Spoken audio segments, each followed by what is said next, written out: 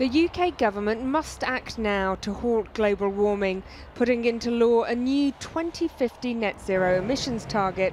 That's the message from the Committee for Climate Change, which urged Number 10 to bring in legislation by the autumn and ensure tougher policies are in place for all parts of British life. We've done the work, we've seen the science, we know that we can achieve net zero by 2050.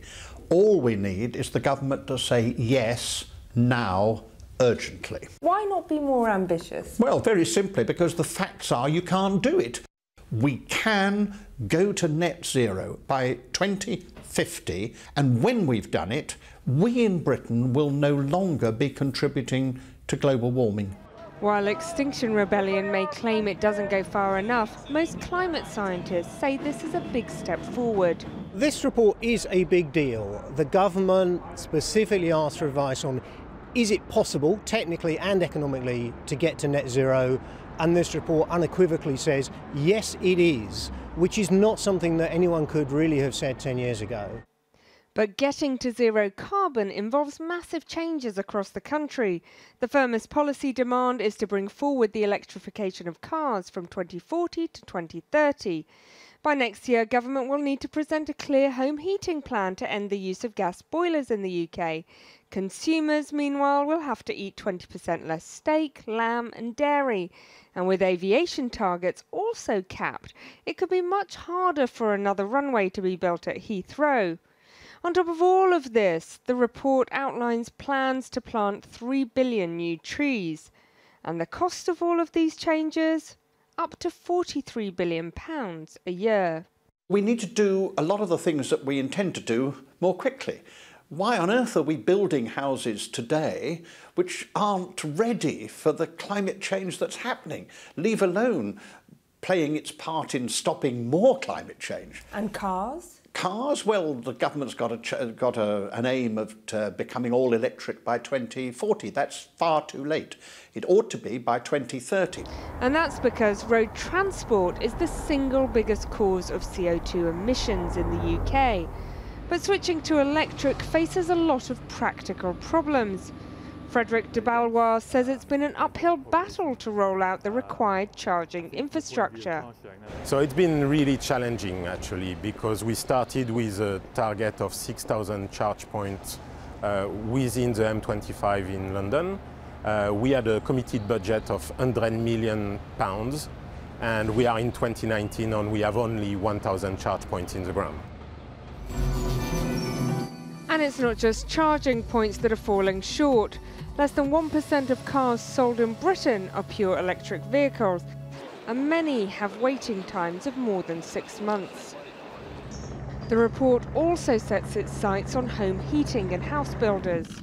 In 2015, George Osborne dropped a 10-year plan to have new build zero emissions homes, a U-turn that has left a bitter taste for many campaigners. I think it's actually one of the most disastrous decisions, certainly in the environmental area, because let's face it, those new homes are going to last a century, people will be paying more on the fuel bills and emitting more. It was a terrible decision, and it led to a lot of industry scepticism about government holding by what it says it's going to do. And then there's Heathrow.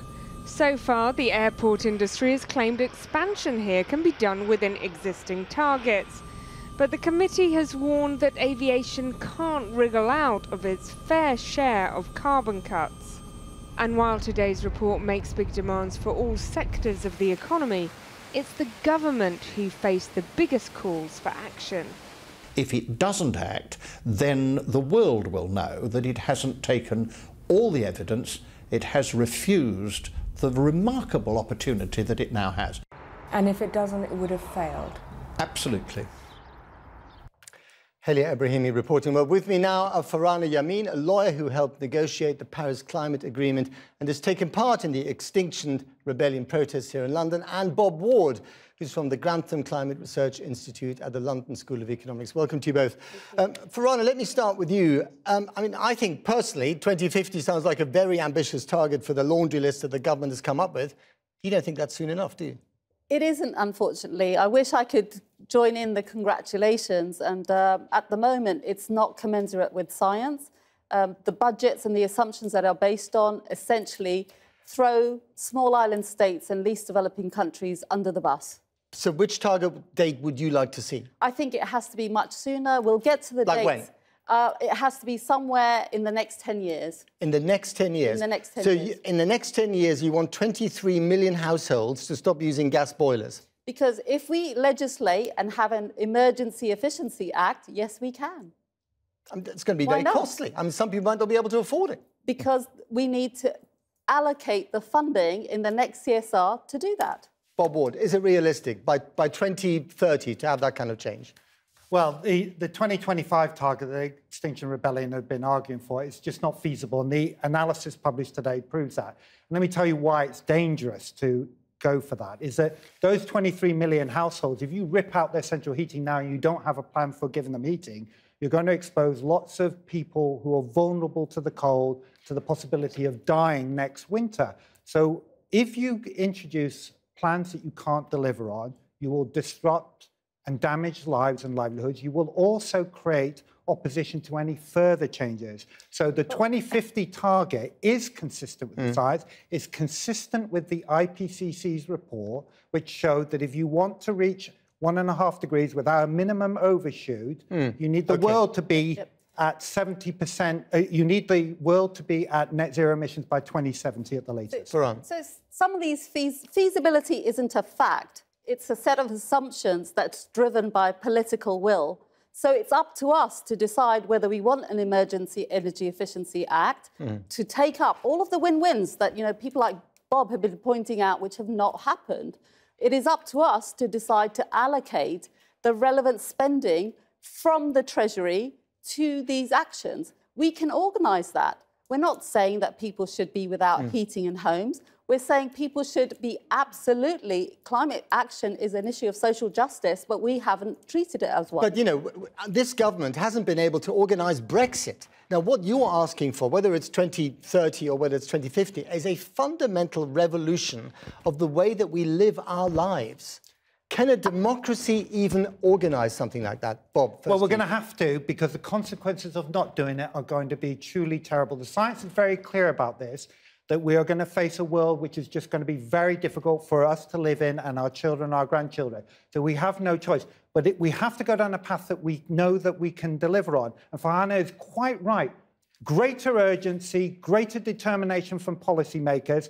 At the moment, we're not even on target to meet the carbon budget for the late 2020s and early 2030s that we're under a week. But hang on a minute. So we had, you know, Londoners getting very upset, not all of them, but some of them, with the fact that, you know, you blocked, 5, important parts of London and the traffic came to a standstill. How will you get people to make the sacrifices they need to make to meet those targets in a democracy? The demands of Extinction Rebellion are to set up a national, with perhaps city-wide and authority-wide citizens' assemblies. We absolutely agree that this has to be done with people, not against the will of the people. And citizens' assemblies are the true way in which people can be brought on board. People understand what to do in an emergency, and what's been missing is governments and citizens working hand in hand. What we've relied on, and I think Bob can agree with me here, is a set of voluntary approaches. Essentially, Mark Carney says... So you want much stricter taxation, punitive taxation, on, and what does he propose is a set of voluntary codes for banks to report financial risks. But again, you're asking for a political revolution before you have the climate revolution. And you're not going to get that political revolution, both of you. I think Michael Gove, in the meeting that Extinction Rebellion had with him, was very interested in the idea of citizens' assemblies. We've left citizens behind in so many parts of our decision-making. That's why, actually, we're in a Brexit crisis. We also had discussions at Extinction Rebellion with Sadiq Khan. He also expressed interest in the concept of a citizens' assembly, maybe with London, maybe as part of a national assembly. And I think we've got to look very carefully at how citizens are being left behind and assumptions being made about what they will or will not do. OK, 10 seconds. We don't need a citizens' assembly. We know what most of those policies are. We just got get on and do it. Energy efficiency is a no-brainer. We shouldn't be having the worst insulated housing in Britain. We know how to change it. Get on the politicians and get them to do it. This is not about technical analysis. Bob's done so many of them, and that's why we failed. We didn't have the people with us. Got to break it up, but it is important. Bob Ward, Farani, I mean, thank you very much indeed. Thank you. Cathy.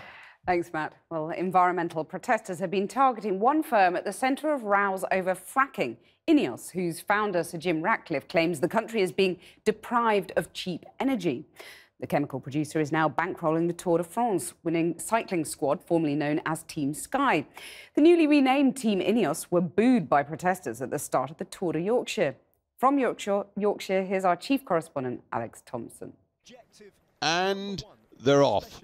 Doncaster today for Le Départ, the 5th TDY, 130 riders, 19 countries, 384 miles over 4 days in God's own county. But in the town's market square, protesters had gathered early, incensed that the plastics, oil and fracking giant INEOS should sponsor a cycle team in the very county it wants to open up to fracking. Among them, 3 borough councillors boycotting invitations to pre-race hospitality to protest instead. It's about going into renewable energy, and if they had an inkling of sense, they would go into that and they'd start making a profit from it straight away, into wind farms, into solar energy. We're in the midst of a climate crisis. You know, there is absolute consensus that that's the case, and the last thing we should be doing is starting a new fossil fuel industry.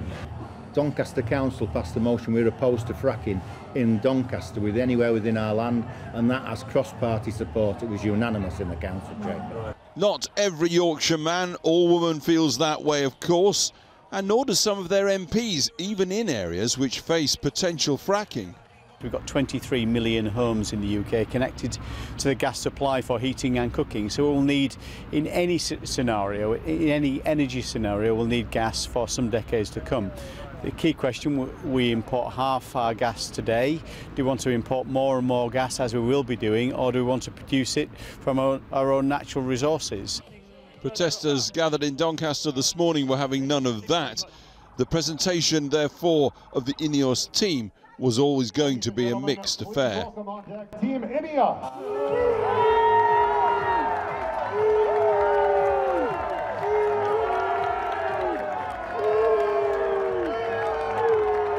Destroying the planet!